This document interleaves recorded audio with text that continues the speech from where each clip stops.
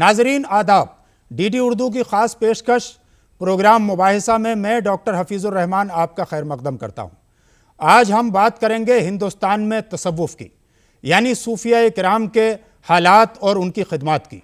जी हाँ, चंगेज़ और हलाकू के दौर से लेकर मुग़लिया दौर तक दुनिया के मुख्तलिफ़ हिस्सों तुर्किस्तान, ताजिकिस्तान, उज़्बेकिस्तान, अफ़गानिस्तान और ईरान के बेशतर ममालिक से सूफिया किराम हिंदुस्तान की सरज़मीन में तशरीफ़ लाए, जिन्होंने इस हिंदुस्तान की सरज़मीन को अपना वतन बनाया, यहाँ के ज़र्रे ज़र्रे से मोहब्बत की, यहाँ के चप्पे चप्पे को अपने जज्बे इश्क की सजदागाह बनाया और यहाँ पर कास्ट, क्रीड, मज़हब के फ़र्क से ऊपर उठने के बाद हिंदुस्तान के रहने बसने वालों से मोहब्बत की, उन्हें गले लगाया।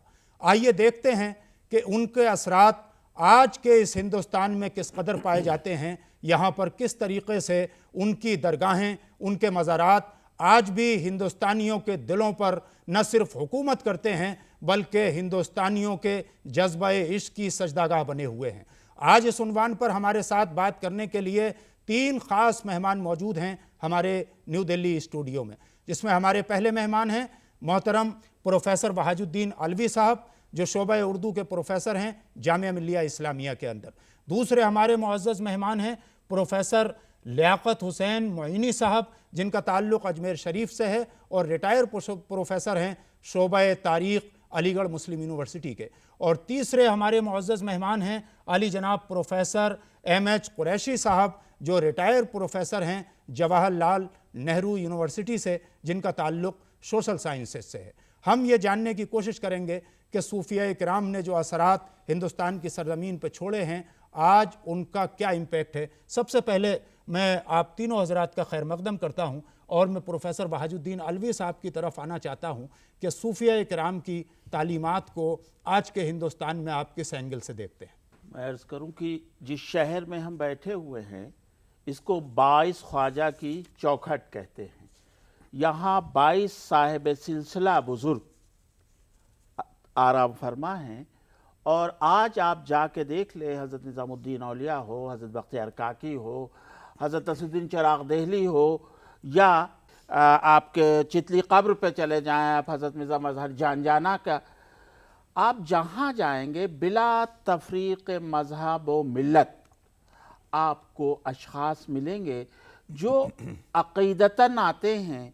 और बारहा मेरी ये हुई कि मैंने पूछा कि भाई इस अफरा तफरी में जब हम लोगों से और आपकी गुफ्तगू में बड़ी तलख़ी हो रही है और आप यहाँ हाज़िर होते हैं, तो मैं आपको बताऊँ मुझे जो जवाब मिला वो ये था कि साहब ये हमारे लिए पूजनीय है, ये वैसे नहीं है जैसे आप हैं जी। तो पता चला कि बंदगान खुदा के दिलों को मुसख्खर कर लिया है इन लोगों ने, उनकी खिदमत, उनकी दिलजोई। इस सिलसिले में मैं आपको बताऊं, जब हज़रत निज़ामुद्दीन औलिया को हज़रत बाबा फरीदगंज शकर ने दिल्ली भेजा है जी। तो जो दुआ दी थी जी। वो ऐसी दुआ है कि निज़ाम तुम एक सायादार दरख्त होगे जिसके साए में मखलूक खुदा आराम करेगी। बेशक, बहुत खूब। प्रोफेसर लियाकत अली मोइनी साहब, आपका चूँकि ताल्लुक़ उस खानवादे से है, अजमेर शरीफ से आप तशरीफ़ लाते हैं और यहाँ हिंदुस्तान में सबसे ज़्यादा चिश्तिया सिलसिला फैला है, अगरचे सारे सलासिल मौजूद हैं। चिश्तिया सिलसिले की समाजी हम आहंगी को आप किस नज़र से देखते हैं? देखिए जनाब, सबसे बड़ा मामला ये है कि हज़रत ख्वाजा मुइनुद्दीन चिश्ती अजमेरी उस दौर में तशरीफ़ लाए जब हिंदुस्तान में समाजी उछल पुछल थी। एक तरफ महमूद गज़नवी के हमलों से जो लोगों में इस्लाम के मुताल्लिक़ गलतफ़हमियाँ थी, उस गलतफ़हमियों को मद्देनज़र और सोशल अनइक्वलिटी के माहौल में आप देखिए और आपसी खाना जंगी, उस माहौल में उनका तशरीफ़ लाना बाइस रहमत था और उनके लिए एक बहुत बड़ा चैलेंज था कि उस माहौल में इस्लाम की सही तशबीह पेश करें। आपकी तशरीफ़ आवरी के बाद यहाँ के लोगों को ऐसा महसूस हुआ कि गोया एक बहुत ही अल्लाह की रहमत आपके लिए आई है। आज के इस दौर में भी जो दरगाहों पे और ख़ास तौर पे चिश्तिया सिलसिले के दरगाहों पे जो लोगों की भीड़ है या चले आते हैं, उसमें चिश्ती तालीमात की जो लिबरल एटीट्यूड की तालीमात हैं, जिसमें मज़हब व मिल्लत जैसा आपने खुद फरमाया کاسٹ اور کریڈ کا کوئی معاملہ نہیں ہے، اور جس میں ہر آنے والے کے لیے دروازے کھلے ہیں، خواہ وہ کسی مذہب کا ہو، کسی ذات کا ہو، علاوہ اس کے کہ کچھ درگاہ کے مراسم یا درگاہ کے جو معاملات ہیں ان کو فالو کیا جائے۔ سب سے بڑا مسئلہ جو محبت کا ہوا اور چشتیوں کی پاپولرٹی کا رہا، وہ ان کی اس مزاج کے ساتھ ساتھ یہاں کی، دیکھیے ایک بات اور میں عرض کروں، اسلام کی بھی خوبی یہ رہی ہے کہ اسلام جب حجاز سے باہر نکلا تو جس علاقے میں گیا دنیا کے، وہاں کے لوگوں کے کسٹمز اور کلچرز کو وہاں صوفیوں نے اپنایا، علاوہ ان 5 فنڈامنٹلز کے جو اتنا کرتی ہیں ان کو۔ تو جب یہ لوگ ان چیزوں کو اپناتے تھے تو ایک میسیج دیتے تھے کہ گویا ہم آپ میں سے ہیں، اور چشتیوں نے یہ میسیج بھرپور دیا۔ ہندوستان کی سرزمین بھی ان کے لیے بڑی اچھی ثابت ہوئی، اور یہاں کا ماحول بھی جو تھا وہ اللہ کی طرف جانا اور عشق کا معاملہ، ڈیووشن۔ سوامی وویکانند نے بھی اس کو کہا، امیر خسرو نے بھی کہا کہ بت پرستی کی کیا بات کرتا تو، اگر جو بت کے ساتھ جس تعلق سے اور جس ڈیووشن سے اس بت کو پوج رہا ہے، کاش مسلمان اس ڈیووشن سے اللہ کو پوچھتا تو ولی بنتا۔ بہت خوب۔ پروفیسر قریشی صاحب، میں چونکہ آپ جغرافی کے پروفیسر ہیں، سماجیات کو بہت اچھی طرح سمجھتے ہیں، آپ جغرافیکلی اور سماجی اعتبار سے کس طرح سے دیکھتے ہیں کہ سماجی، لسانی اور جذباتی ہم آہنگی میں صوفیہ کرام کا کیا کردار رہا ہے؟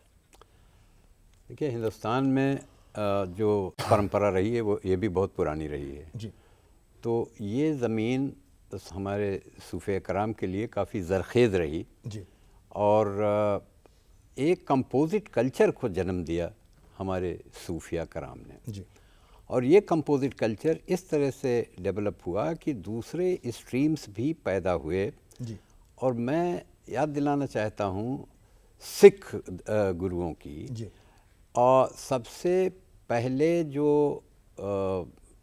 یہ گردوارہ بنا جس کو ہم ہرمندر جی سے کہتے ہیں، اس کی نیو ہی میاں میر نے ڈالی، جو قادریہ سلسلے کے ایک صوفی تھے۔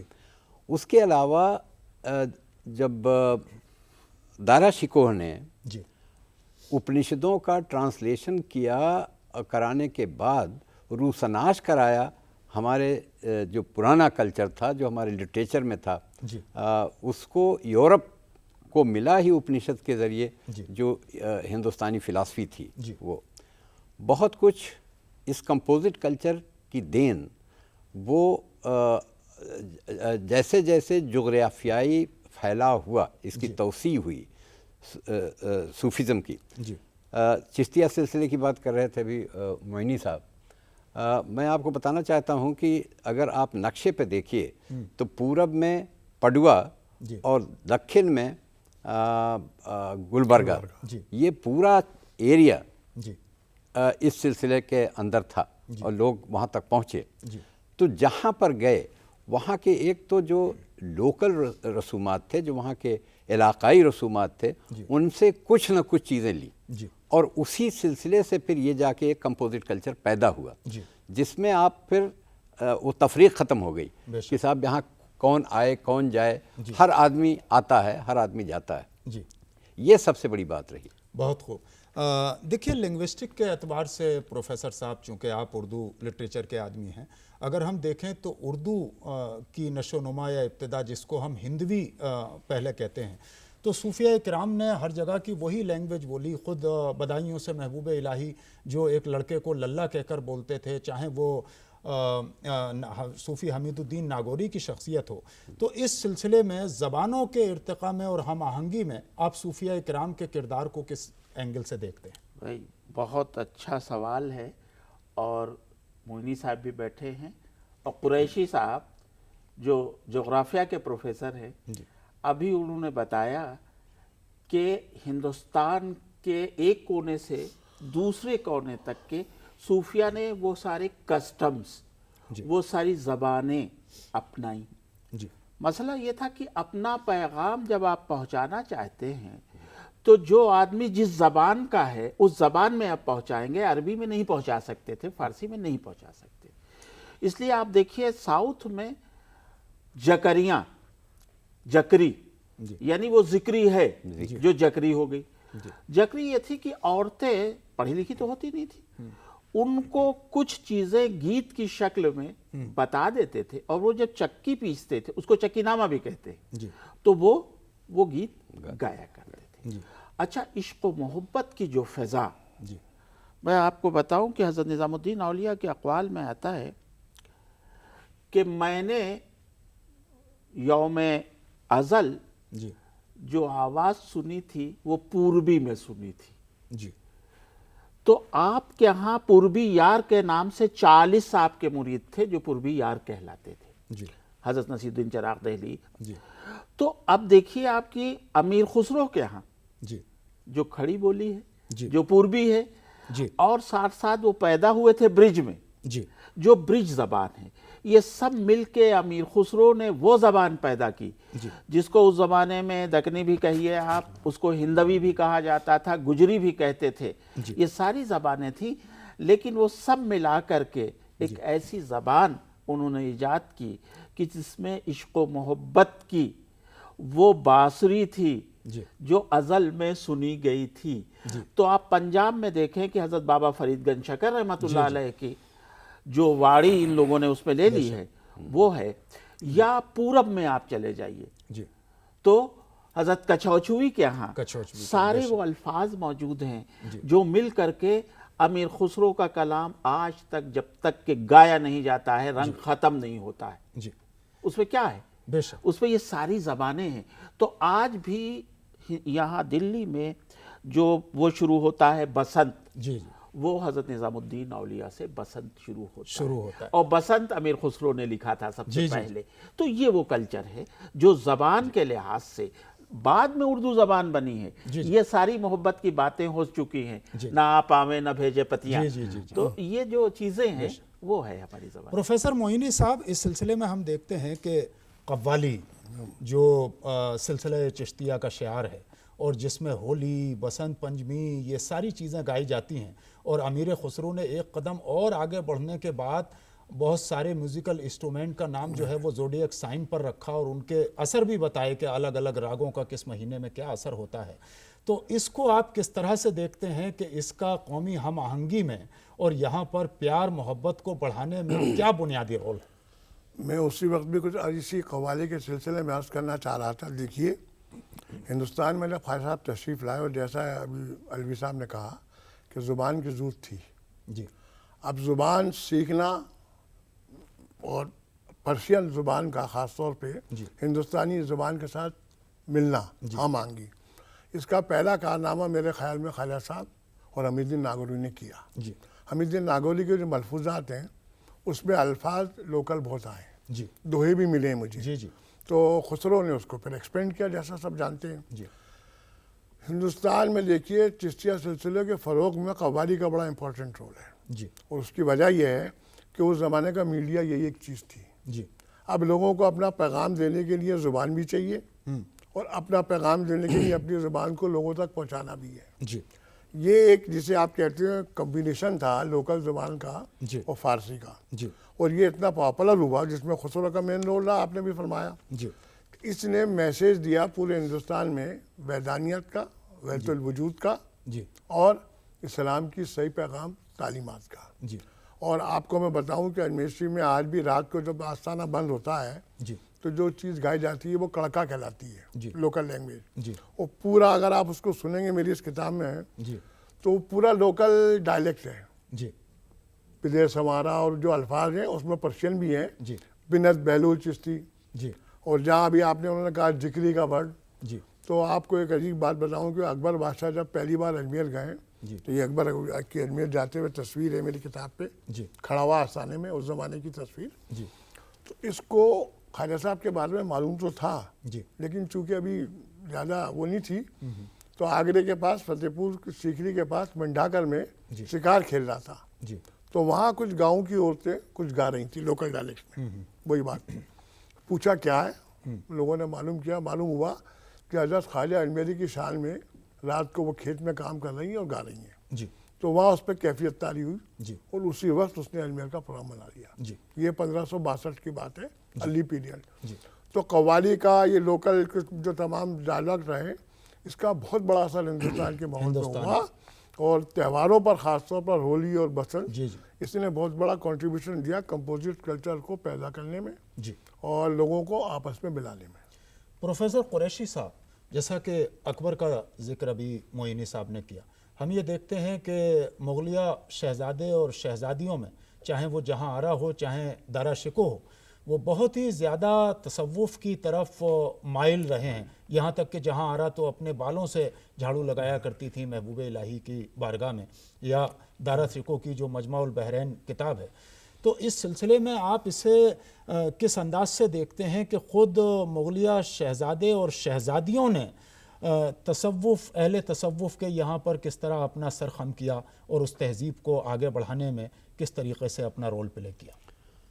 دیکھیں، صوفیہ کرام کا اپنا مقام تھا، جی اور صوفیہ کرام کبھی بھی بادشاہت کے سامنے نہیں جھکے، بے شک، بلکہ بادشاہ ان کے سامنے آیا، جو حکمران تھے وہ آتے تھے۔ جی حضرت نظام الدین اولیاء کا زمانہ جو تھا، اس نے 5 بادشاہتیں دیکھی ہیں جی دلی میں، جی وہ کسی کے دربار میں نہیں گئے تھے، جی صرف محفل سما کو پروٹیکٹ کرنے کے لیے اور اس کو جسٹیفائی کرنے کے لیے وہ اس کے مبارک شاہ کے دربار میں گئے تھے۔ جی لیکن وہاں پر پرائم منسٹر صاحب نے کچھ اس طرح کی نااہلی کی کہ وہ اٹھ کے چلے آئے اور سلام تک نہیں کیا، جی ان کو سلام نہیں کیا بادشاہ کو، جی اور نتیجہ یہ ہوا کہ انہوں نے کبھی کسی کو اپنے پاس بھی آنے نہیں دیا۔ جی تو یہ ان کی اپنی ان کا اپنا ایک مقام تھا جہاں پر سبھی جھکتے تھے۔ تو یہ جو تصوف بادشاہوں کے گھرانوں میں بھی آیا، تو اس کی جو چاہت تھی وہ وہیں سے آئی، جی جو انہوں نے دیکھا، جی اور جو ان کا اپنا عمل تھا، اس عمل کی وجہ سے وہ لوگ امپریس ہوئے۔ جی اور دارا شکوہ تو اچھا خاصا صوفی تھا، جی اور میاں میر اس کے پیر تھے، جی لیکن وہ تھا قادریہ سلسلے سے، جی جی میاں میر قادریہ سلسلے سے تھے، اور اس نے تمام ساری کتابیں اپنی لکھی، اور مجمع البحران تو یہ سمدر سنگم، یہ اپنشد کا ٹرانسلیشن جو پنڈت جگناتھ کے برہمن کے سلسلے سے اس نے ٹرانسلیٹ کروایا تھا، بنارس کے جو پنڈت جی تھے، اور اس کے علاوہ اس کا جو مکالمہ دارا شکوہ اور بابا لال داس بیراگی، تو کبیر پنتھیوں سے بھی اس کی بات چیت ہوئی تھی، تو وہ بھی پبلش ہوئی ہے، کتاب شائع ہوئی ہے۔ تو ان لوگوں کا کنٹریبیوشن، اور خاص طور سے دارا شکوہ کا تو بہت زیادہ تھا۔ اور دوسری یہ کہ بہت سے جو پرنسپلز تھے صوفیزم کے، وہ اور لوگوں نے لیا۔ نام جپو، کیرت کرو، ونڈ چھکو، یہ تینوں پرنسپل سکھزم کے ہیں۔ نام جپو جو ہے یہ ذکر ہے، جس کا ذکر ابھی ہو رہا تھا۔ کیرت کرو، کام کرو، لیسا للانسان الا ما سعی، بے شک، اس کے علاوہ آپ کو کوئی پوچھے گا نہیں، آپ ترقی نہیں کر پائیں گے، تو کام تو کرنا ہے۔ اور پھر اس کے بعد جب کھاؤ تو بانٹ کے کھاؤ، ونڈ چھکو۔ تو یہ صوفیہ کرام کے ساتھ لنگر کا پورا کانسیپٹ اوروں نے بھی لیا، اور وہ کانسیپٹ تو صوفیہ کرام نے ہندوستان میں۔ بے شک بے شک۔ الوی صاحب، چونکہ آپ کا تعلق اردو ادب سے ہے، اور ہم یہ دیکھتے ہیں کہ شاعری میں جہاں شاعری کی شروعات ہوتی ہے، وہاں صوفیانہ خیالات، چاہے وہ بیدم شاہ وارسی ہوں، ریاض خیر آبادی ہوں، حضرت امیر خسرو ہوں، یا اور بہت سارے شعراء ہوں، ان کا ایک خاص کنٹریبیوشن ہے بندوں کو خدا سے ملانے میں اور دلوں کو دلوں سے جوڑنے میں۔ تو اس شاعری کے رول کو آپ کس حیثیت سے دیکھتے ہیں؟ دیکھیے صاحب، شاعری کو جزویست از پیغمبری کہا گیا ہے۔ جی، تو یہ جو جزویست از پیغمبری ہے، پیغمبر کا کام بھی یہی ہوتا ہے کہ بندوں کو بندوں سے جوڑنا، اور بندوں کو خدا تعالیٰ سے جوڑنا۔ تو آپ یہ دیکھیے کہ جو تصوف کی شاعری ہے، جی، اس شاعری میں 2 ہی چیزیں ہیں۔ بقول اقبال کے، خدا کے عاشق تو ہیں ہزاروں، بنوں میں پھرتے ہیں مارے مارے، میں اس کا بندہ بنوں گا جس کو خدا کے بندوں سے پیار ہوگا۔ تو یہ خدا کے بندوں سے پیار جو ہے، یا بیدم شاہ صاحب کا شعر ہے، اب آدمی کچھ اور ہماری نظر میں ہے، اب آدمی کچھ اور ہماری نظر میں ہے۔ جب سے سنا ہے یار لباس بشر میں. واہ واہ. تو یہ لباس بشر میں یار کی تلاش جو ہے جی. وہ تصوف کی جی، دین بے ہے. شک. آپ دیکھیے بہت شروع میں حضرت قلندر پانی پتی کا جی. مشہور دوہا ہے، سجن سکارے جائیں گے نین مریں گے روئے، بدھنا ایسی رین کر کہ بھور کبھو نہ ہوئے. اب آپ دیکھیں، اور یہ ہسٹوریکل ہے، یہ تو ہسٹری کے آدمی بیٹھے ہیں پروفیسر صاحب، یہ باقاعدہ انہوں نے لکھا ہے، وہ خط موجود ہے جس میں یہ دوہا لکھا ہے. جی. تو آپ یہ دیکھیے کہ ایک وہ شاعر جو علامت الدہر ہے، جی. تصوف کا اتنے بڑے سلسلے کا بانی ہے، لیکن اپنی بات جب کہنا چاہتا ہے جی. تو اس زبان میں کہتا ہے جو محبت کی زبان ہے، جو ہندوستانی عوام سمجھتے ہیں. جی. اور صوفیہ کا یہ کنٹریبیوشن ہے، یعنی ابھی جو بات ہم لوگ کر رہے تھے کہ جو مجاز ہے اس مجاز سے حقیقت تک کہاں پہنچتے ہیں. جی. بیدمی شاہ صاحب کا شعر میں سناتا ہوں کہ بے خود کیے دیتے ہیں انداز حجابانہ، آ دل میں تجھے رکھ لوں اے جلوے جانا. تو یہ دل میں جلوے جانا جن لوگوں نے رکھا ہے، آج ان کے آستانوں پہ ہم جاتے ہیں اور آج ہم ان کے طفیل اللہ سے مانگتے ہیں، مدد مانگتے ہیں. بے شک. پروفیسر معینی صاحب، ہم یہ دیکھتے ہیں کہ ہندوستان میں صوفیہ اکرام نے فلسفہ وحدت الوجود پر زیادہ فوکس کیا، اور یہ فلسفی ہندوستان میں آلریڈی اپنشداز میں، ویداس کے اندر وننس آف گاڈ کی، یعنی ایک ایشور ہے، ایک پرمیشور ہے، ایک خدا ہے، یہ موجود تھی. تو اس میں ہم آہنگی کے لیے فلسفہ وجود کا کتنا زیادہ عمل دخل آپ دیکھتے ہیں، چاہے وہ سرمد شہید رہے ہوں، چاہے دوسرے صوفیہ اکرام رہے ہوں. تو ہسٹوریکل پرسپیکٹو میں اس کو آپ کس اینگل سے دیکھتے ہیں؟ دیکھیے، میں عرض کروں، فیض الوجود تو تقریباً دنیا کے تمام پرانے مذاہب میں ہے. جی. جس طرح روحانیت کا معاملہ ہے، اور اپنشد میں خاص طور پہ معاملہ اس کا ہے، کانسیپٹ ہے. ابن العربی نے اس کو پورا ایک نیا فائنل شیپ دیا. بے شک. ابن العربی خواجہ صاحب کے بعد ہوئے ہیں، جی. یہ آپ کو میں بتاؤں. جی. اور خواجہ صاحب کا ایک بڑا مشہور کوٹیشن ہے کہ ایک وہ وقت آتا ہے کہ جب عاشق، معشوق اور عشق یکجا ہو جاتے ہیں. جی. یہ ہے وحدت الوجود کا معاملہ. عشق سے چلا عاشق اور معشوق میں کھو گئے، ختم ہوا، فنا فی اللہ کا معاملہ آ گیا. اب مسئلہ اس میں یہ آیا کہ چونکہ ابھی ڈاکٹر صاحب نے فرمایا کہ ہندوستان کی جو سرزمین ہے بڑی زرخیز ہے، فضا یہاں کی ہم آہنگ رہی چشتیوں کے لیے، جی. اور وحدت الوجود کے کانسیپٹ کو انہوں نے ہندوستان میں پھیلایا بھی، اور اس کو ایک نئی جلا بھی دی کہ اللہ تعالیٰ کے جو معاملات ہیں وہ کئی ناموں کا معاملہ ہے وہ ذات ایک ہی، فنا فی اللہ جس میں. اور دیکھیے صوفی کا دو اچھا کام تھا. جی. اس کا پرائم گول تو تھا اللہ تعالیٰ کی ذات میں فنا ہونا، وہ اس کا ذاتی تھا. بے شک. اس کا ذکر، عبادات، معاملات، اس کا فائدہ اس کو، اس کی ذات کو ہے. جی. ایک کام تھا خدمت خلق. بے شک. سمجھا؟ نیکو بخلق اور صدق بخالق. جی. اللہ کے ساتھ سچا، بے شک. کل کے ساتھ نیک.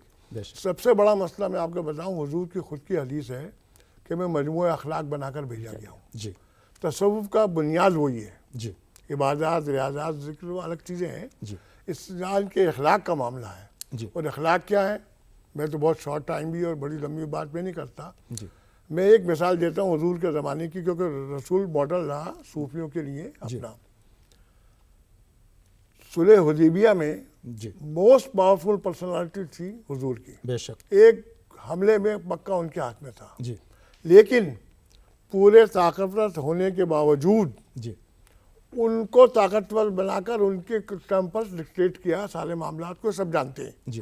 میرا کہنا یہ پیغام ہے جی. تصوف کا. بے شک. یہ ہے کہ آپ کے پاس سب کچھ ہوتے ہوئے سامنے والے کی جذبات کا احترام کیجئے، اور انشاءاللہ آپ کامیاب ہوں گے لوگوں کو اپنا بنانے میں. بے شک. یہی پیغام رہا اور وہی صوفیوں نے ہندوستان میں اپنایا. بہت خوب. پروفیسر قریشی صاحب، ہم یہ کشمیر کے حوالے سے دیکھتے ہیں کہ جہاں سلسلے قادریہ، چشتیہ، نقشبندیہ، مجددیہ، سہروردیہ ہیں، وہاں پر ایک سلسلہ رشیان چلا، کیونکہ جو ہندو رشی منی تھے، اور سید نور الدین رشی ایک بہت بڑا نام ہے. تو یہ کنورژن، اس کو آپ کس طرح سے دیکھتے ہیں؟ اور سب سے زیادہ اگر تصوف کی جڑیں کسی زمین میں जमी हुई हैं तो वो कश्मीर की सरजमीन है जहाँ इतना ज़्यादा ट्रांजिक्शन हिंदू और मुस्लिम सूफ़ी संतों के बीच होता है, जिसको बाद में अगर हम उत्तर प्रदेश में आएँ तो कबीर और दादो और इन बाकी लोगों के ज़रिए देखते हैं। तो आप इसे किस एंगल से देखते हैं, सिलसिला रिशियान को और कश्मीर की सरजमीन को? ऐसा है कि कश्मीर ऐसी सरजमीन है जहाँ पर हिंदुइज़म और ख़ास तौर से उसमें शैवाइज़म, जी शैव धर्म काफ़ी स्ट्रांग था, जी बुद्धिज़्म भी था, जी बुद्धिज़्म भी था वहाँ पे, इस्लाम आया।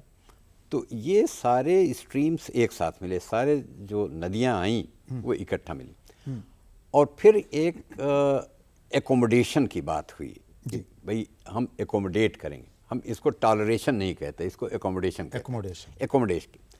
अब उसमें जो भक्ति का मामला था वो भी आ गया, सूफिज़म आ गया, और कहीं किसी में तफरीक नहीं हुई, और इसीलिए वहाँ पर ज़्यादा कंपोजिट सोसाइटी को जन्म दिया गया। आज के हालात में आप किस एंगल से तसव्वुफ़ को हिंदुस्तान में देखते हैं, इसके मुस्तक़बिल को किस एंगल से देखते हैं, और आप इसे किस तरह देखते हैं कि क्या दुनिया में अमन कायम करने का ज़रिया सिर्फ तसव्वुफ़ और सूफिया इकराम की तालीमात हो सकती हैं?